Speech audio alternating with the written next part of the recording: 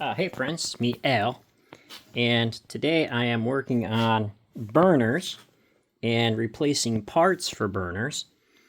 And this is a burner that had some ancient parts, and this is going to be the warm-up burner for the wood kiln.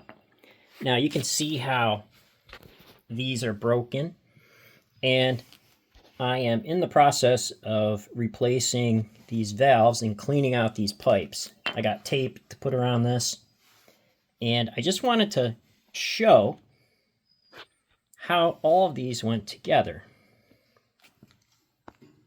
So you can create your own burner out of pipe, and if you have a machine shop or if you have a drill press, you can drill in these holes in your pipe. So I got a box of pipe over here that I'm going to rebuild.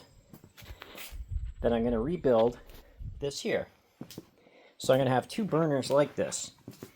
Now, there's a few important things that you need to pay attention to.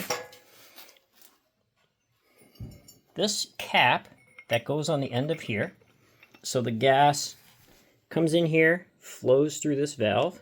I'm going to put this new piece on, this shut-off valve. Flows up this pipe. This allows this larger piece to screw in there. This has an orifice hole in it.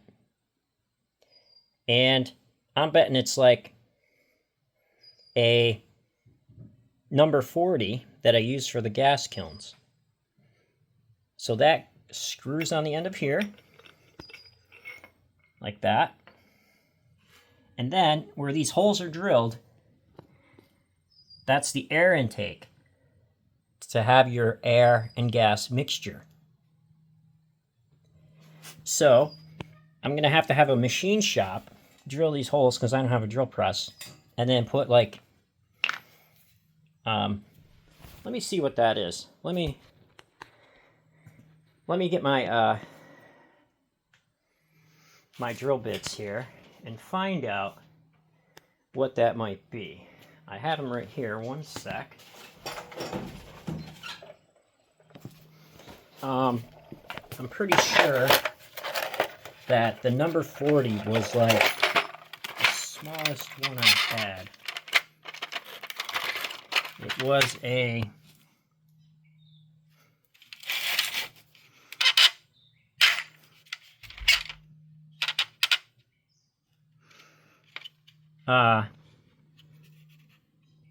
it was a 564. So that would be a number 40 to create this orifice hole in there. See that hole? So the gas will spray through that hole, and then you light your burners.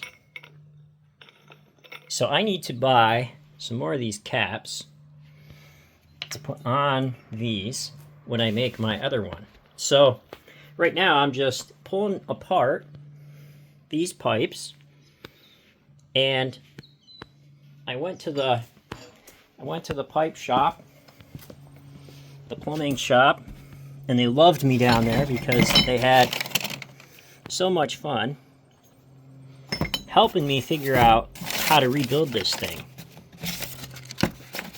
And so the parts are in here, and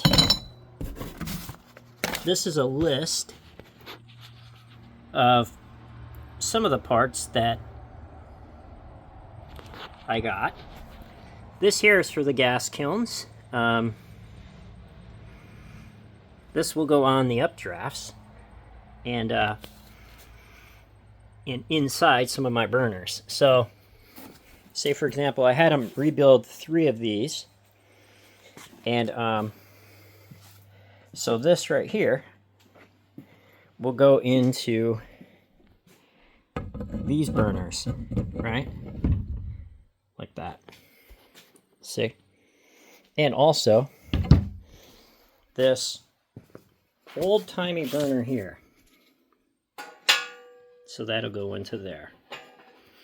So this burner here is an old electric to gas that I got probably 10 years ago. And down in there, there's an orifice hole down in here that is, I think, 532. So all these holes are pretty much the same, 564. So all these holes are pretty much the same. And you just need to get a machine shop. I wish I could focus down in there to where you could see that orifice. There it is. And then what I need to do is I need to take a pipe wrench and unscrew this part and then replace this part, because things are getting out of hand here a little bit. With this cast iron, it's not cast iron, it's iodized. Not iodized. I'm not sure what they call this piping, but it gets eaten up after a couple of years, and you can see there how that, it doesn't affect the flame because the flame burns right here, but from it being so hot, it ends up eating up that metal pretty decent. So I need to replace repairs on that. So I am off work today on a vacation day doing all these repairs. So this biggie will get fixed and be rebuilt for the wood kiln. So I'm going to replace all these valves here, and then I'm going to stick an end over there. I may use an end over there. So why would I put this over here? Because I could shut them all off if I needed to with a valve over there, rather than individually. So if there was an emergency, I have a shut off to them all, and I can control them all. And then if I only want one or two on, I can do that also. So right now I am pulling all these apart, taping all the joints, putting them back together, and I'm gonna paint the metal with some wood stove paint to stop the rusting. And then I'm gonna probably see how this fires just to make sure everything fires right. And you can see there's plenty of garbage that got in there. So if you don't fire these things, mud wasps and everything will fill up your burners and your piping. And it's important to, I was given this burner with the wood kiln, but it's important to be sure to clean out your orifices and your piping, because those mud wasps will move right in and give you a really bad time. So that's what happened to this burner. This burner here was packed right full with wasps' nests and mud wasps. So I had to pull all this apart, clean it out, and I got it running again. So this is a low pressure burner. This is a low pressure burner. This is a high pressure burner. This one makes a lot of noise, and it whistles when you turn it up, and you need a high pressure regulator to run this. This is just all low pressure. These run fine with enough flame right off the kiln. So if you were in a tight spot, you could build a little square burner in this style facing up under your Olympic gas kilns. So it'd simply be like this, right? So if your gas ring like rusted out, that would be your orifice, number 40 orifice they run on. And then you would just take a smaller pipe and put it over this, and then it would be up and down in there, like long ways. So hopefully you found that helpful if you wanted to build your own pipe, if you want to build your own burner. This alone would function as a burner. So if I wanted a single burner, all I would need to do is connect this to there, pull this piece out.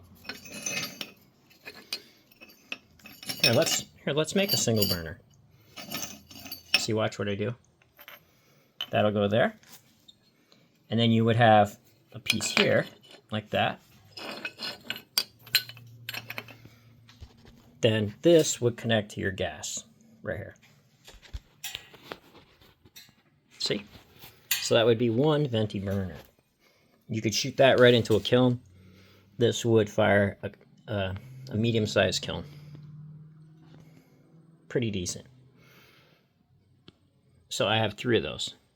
So I'm going to continue on here and finish taking these apart to